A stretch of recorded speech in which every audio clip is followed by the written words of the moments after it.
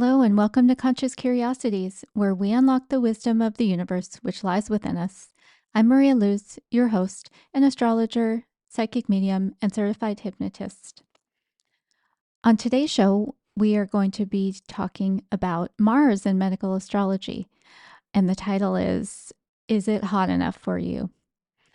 This is going to be my final episode in the medical astrology series. I may pick it back up at some point, but honestly, I think I've explored this rabbit hole for enough time in the last couple of months, and I'm ready for something else, which also leads me to another announcement. I am going to be running probably, I don't know, at least the next 4 weeks, running some older episodes so I can work on some other creative projects. And it's possible that I changed the title of this podcast as well. I'm trying to streamline my media and my creative projects on Substack as much as I can. And I have just renamed my Substack Astrology, Alchemy, and Honest Recovery, because those are the topics that are near to my heart and that I feel most called to write about and help people with. So possibly there will be a change coming up in about, I don't know, a month or so, which will be getting close to the 1 year anniversary of this podcast, which I started in March of 2024. On to today's episode. The universe is now manifesting to you as a course in assertiveness training. You have a right to see that your needs are met. That is a quote from Stephen Forrest's list of words of wisdom in Mars time that is inside of the Book of Fire, The Life Givers, part of his series in the elements, which cover everything you could want to know, I think, in kind of the basics of astrology. There's a book of, in addition to the Book of Fire, there's the Book of Water, Air, and Earth. So Mars was lurking near that full moon in Cancer on Monday, and it makes an opposition to the sun today, Wednesday. As we know, full moons often raise something from the unconscious or subconscious, which needs to be addressed. And Mars's presence with the moon and then that pretty quick subsequent opposition to the sun makes it even more likely that something has to be yanked out from your childhood closet to be dealt with by your grown-up self. That's been true for me over this past week for sure. And then Mars being in retrograde, it brings this sort of peevishness to the situation. And maybe you've been isolating yourself out of avoidance rather than in self-reflection, which is something that I think, the astrology's been pushing us to do as we've begun this year. So take what you will from that commentary. However, this is where the opening quote also comes into play. So when Mars in your birth chart is under duress, or when Mars in the sky is being highlighted like it is right now, we're being asked to look at our assertiveness. Are we being assertive when it's called for? Are we being assertive for the right reasons? When Mars is implicated in an acute injury or illness, we are being asked the same question, maybe getting a clue as to the issue in need of attention by the location or the type of irritation which is manifested in our body. In ancient astrology, Mars is one of the malefics, and the color red and the warrior archetype are associated with Mars, while Saturn, the other malefic, is often associated with chronic conditions. Mars is the planet most often implicated in acute conditions. In the same way, a red flag was raised by the military to signify danger via munitions on board a ship or to indicate live fire exercises were underway in an area.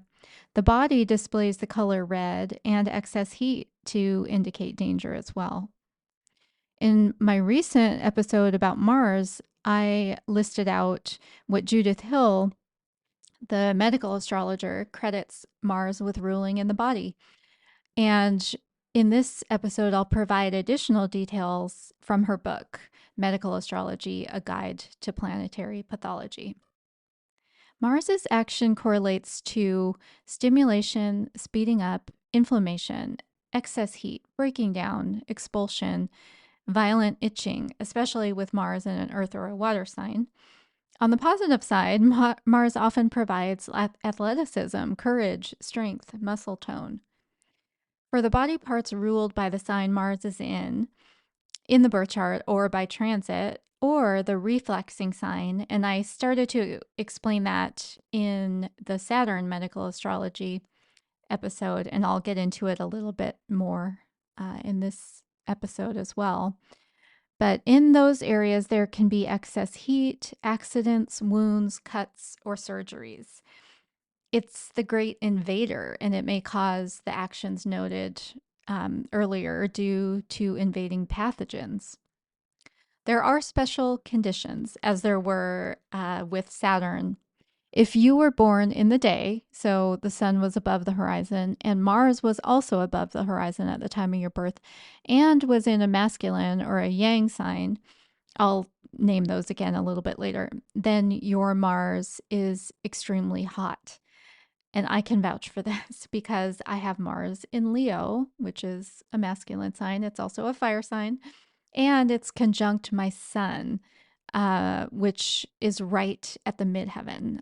So, right at the top of my chart. And so I become easily inflamed. I often have red marks on my hands or my arms from cuts or burns. And I have a consistent metabolism, just pretty much 24/7. I can't go too long without like throwing something in that furnace. Not a lot at a time, but I do need to keep kind of this frequent fuel supply going. No, I don't do intermittent fasting. And so this heat it may manifest in the body parts that are ruled by that sign that Mars is in. And in one of the episodes, I went through each sign and the body parts they rule, or the sign it reflexes to. And for me, it shows up in a few places. But one example is so the sign that my Mars is in is Leo, and Leo rules the heart. And I have had these frequent episodes of tachycardia and something called preventricular contractions. And that's Mars speeding up, speeding up that area where it sits. And just a reminder, I said I would list out the masculine signs. They are Aries, Gemini, Leo, Libra, Sagittarius, and Aquarius. And of course, the fire trio, Aries, Leo, and Sagittarius, would be the hottest Mars placements. And even though I listed those three conditions at the time of birth, even if just one is present, it may encourage Mars to overheat and cause issues at times. And then conversely, if Mars is positioned below the horizon when you were born and you were born with Mars in a feminine or a yin sign, and Mars was also below the horizon. Did I say that? Yeah, the sun was also below the horizon, so it was nighttime. You may run cooler and with a slower metabolism. I mean, possibly irritatingly slow. So that might be if your birth Mars placement meets all three of those conditions: night, Mars also below the horizon, and Mars in a yin sign. And then the reflex action, again, I explained it a little bit in the Saturn episode. And what I said was that you would also look at the sign opposite, where, in this case, where Mars is located, so 180 degrees away, as well as to the square or the 90-degree angles. And Mars would kick off its ray into those areas of the chart as well. Therefore, those signs, the body parts that they rule, may have those Mars types of afflictions. And especially if the sun, the moon, or the ruler of the ascendant resides in one of those locations. And Judith Hill also notes that in Jyotish astrology, there is this, there is this, why am I blanking on it? There is this, anyway, there's an effect of a quincunx, which is 150 degrees away. So not only the square and the opposition, but the quincunx where Mars can reflex. So I will be listing out those reflex in the quincunx signs as well. And then just some basics here that Mars is strongly in character in the signs that it rules, which are Aries, and then in traditional or Hellenistic astrology, Scorpio as well. And Mars operates very easily in the sign of Capricorn because it's said to be exalted there. And then it's weak in the sign opposite or malfunctioning, which is the sign of Cancer, where Mars is right now as I record this. Mars is said to be in detriment, which is out of character in the signs of Libra and Taurus because those are both ruled by Venus. And note that out of character doesn't mean weak, especially in the sign of Taurus. So Hill points out that individuals with Mars and Taurus are often very muscularly strong and have patience when working hard, rather than, or rather, the out of character bit is related to the slowness that Mars operates with in the sign of Taurus. So instead of its characteristic impulsive arrow-like movement, it's just more methodical and plodding. Perhaps this is a good time for the disclaimer. My writing or my podcast is not meant to be taken as medical, including psychological advice or guidance. Rather, it is meant for entertainment purposes. Should you have any concerns about your body, mind, or spirit, please consult with your health and well-being care team. And now I'm going to go verbatim from Hill's book, Medical Astrology, A Guide to Planetary Pathology. And I provide all of this verbatim because I really just want to whet your appetite for more exploration of her books. She just does such a great job of, she spent, I want to say, all of her adult life researching medical astrology and seeing clients, and it has written and researched and even illustrated the books on her own.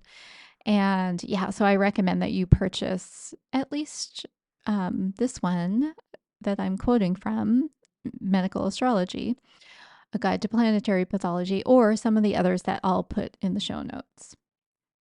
Okay, so here goes from her book. Note, natal Mars in any of the signs does not ensure one will have the conditions given below. Should your Mars be afflicted by aspect, in detriment or fall, retrograde, or in association with the 1st, 6th, 8th, or 12th houses, or their planetary rulers, then possibly he may exhibit one or more of the listed complaints. He may do so anyway, being Mars, but this is not guaranteed. Mars is better placed in the 6th and 8th than any of the other planets except fellow malefic Saturn. And if it's well aspected and dignified, it may surprise you by producing excellent health when in the so-called evil houses. So I'm going to go through Mars in the 12 signs and just list out exactly what she lists out in terms of the afflictions. And again, this doesn't mean that you're going to have any or all of these. It's just probabilities, possibilities. If your Mars natally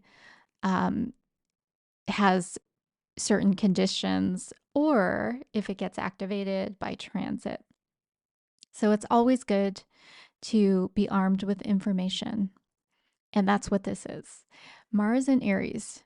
dry hair, dry eyes, conjunctivitis, shooting pains in the head, wounds to the head and eye, stroke, aneurysm, capillary bleeding in the brain, heat stroke, smallpox, brain fever, rosacea, measles, nosebleed, meningitis. People with Mars in this sign need to be careful not to become too angry or allow their heads to become too hot. These folks run high, fast fevers, acne, and wounds to the head or eyes. Reflexes to Libra, Cancer, Capricorn, quincunxes, Scorpio, Virgo. Mars in Taurus, quinsy, sore throat, tonsillitis, strep throat, hyperthyroid, laryngitis, pharyngitis, injuries to ear, nose, throat, neck, venereal disease, thrush, herpes of the mouth, acne due to toxins in colon, wounds to neck or any Taurus region. Reflexes to Scorpio, Leo, Aquarius. Quincunxes to Sagittarius and Libra. Mars in Gemini, asthma, the hot variety, bronchitis, pain in nerves of the shoulders, arms, and hands, cuts to the hands, neuritis, pleurisy, insomnia, overactive nerves, pneumonia. Reflexes to Sagittarius, Virgo, and Pisces. Quincunxes to Capricorn and Scorpio. Mars in Cancer, acid stomach, ulcer, stomach flu, breast issues, infertility due to chemical imbalance of the uterus, gastritis, irritated nipples, dyspepsia, pneumonia, wet inflammation of the skin, the poison oak type, violent allergies, wounds to breast or stomach, reflexes to Capricorn, Libra, and Aries, quincunxes to Aquarius and Sagittarius. And I just noted in here that norovirus, which is a type of so-called stomach flu, has been surging while Mars has been in Cancer. So we have a real world example happening right now. Mars in Leo, inflammation of the heart, high blood pressure, back injury, inflammation of the spinal cord, angina pectoris, aneurysm, wounds to heart or back, dangerously high fevers, fevers that damage the spinal cord, reflexes to Aquarius, Scorpio, and Taurus, quincunxes to Pisces and Capricorn. Mars in Virgo, diverticulitis, pancreatitis, diabetes due to overwork of the pancreas, colitis, dry bowel, parasites, appendicitis. 16 to 19 degrees of Virgo are related to the appendix. Worms, intestinal flu, ventral hernia, allergies due to hyperactive immune response, insect bite reaction, wounds to abdomen, reflexes to Pisces, Sagittarius, Gemini, quincunxes, Aries, and Aquarius. Mars in Libra, kidney infection, adrenal exhaustion, sex hormone imbalance, nephritis, pyelitis, acne due to hormones, wounds to lower back or kidneys. Reflexes to Aries, Capricorn, and Cancer, quincunxes to Taurus and Pisces. Mars in Scorpio, vaginitis, menageria. That sounded like menagerie. Menorrhagia. Sorry. I was typing all of this and clearly I left some typos. Okay. Bladder infection, infection of female organs, nosebleed, uterine hemorrhage, miscarriage, abortion. That should be venereal diseases, infection or injury of male organs, colitis, hemorrhoids, worms of the colon and anus, excess sex hormones, chronic diarrhea, acne due to vigorous throwing off of toxins, violent anal or genital itching, waterborne diseases, wounds to genitals or nose, reflexes to Taurus, Aquarius, Leo, and quincunxes to Gemini and Aries. Mars in Sagittarius, sciatica, groin pulls, strain to hip, gluteal or thigh muscles, hyperactivity, insomnia, athletic injuries, enteric fever, gunshot wounds. The motor nerves seem greatly agitated by this position. Reflexes to Gemini, Pisces, and Virgo, quincunxes to Cancer and Taurus. Mars in Capricorn, knee injury, skin diseases of hot and or dry quality, rash, itch, redness, heat, erysipelas, psoriasis, measles, scabies, dry skin, carbuncles, boils, scars, keloids. Reflexes to Cancer, Aries, and Libra, quincunxes to Leo and Gemini. Mars in Aquarius, sprained ankles, blood poisoning, wounds to lower leg, affects heart through the reflex action to Leo, and it reflexes to Leo, Taurus, Scorpio, quincunxes to Virgo and Cancer. Mars in Pisces, restless feet syndrome, hot feet, foot injuries, toxic blood, lymphatic infection, mumps, duodenal ulcer, hypersexuality, substance abuse, lung weakness, bloodborne disease, poison oak, blisters, boils, blood, parasites, waterborne disease, bleeding, difficulty clotting, foul body odor due to metabolic disorders, reflexes to Virgo, Gemini, Sagittarius, quincunxes to Libra and Leo. And there you have it. Mars's potential for malevolence through the 12 signs. As I mentioned, I'm going to pause on my medical astrology rabbit hole for a bit, and I'll replay some episodes that I think are pertinent to what's happening now with all of the lunar nodes changing signs, and then soon this spring we have Neptune and Uranus and Saturn all changing signs. But I want to leave you with the significations of the planets and the lunar nodes. And then, of course, their correlated actions and the potential afflictions are all detailed in Judith Hill's books. The sun is the vital force, life battery, and light. The moon distributes the vital force. Mercury, sense, reception, and nerves. Venus, pain relieving and relaxing. Mars, hot and dry. Jupiter, growth and expansion. Saturn, cold, dry, and slow. Uranus, electric, spasmodic, and cold. Neptune is sleepy, diffusive, and psychic. Pluto, invading, hideous, pathogenic. South lunar node, deficient, weakening, and draining. And the north lunar node, excess, strengthening, and gorging. So I would love to hear from you.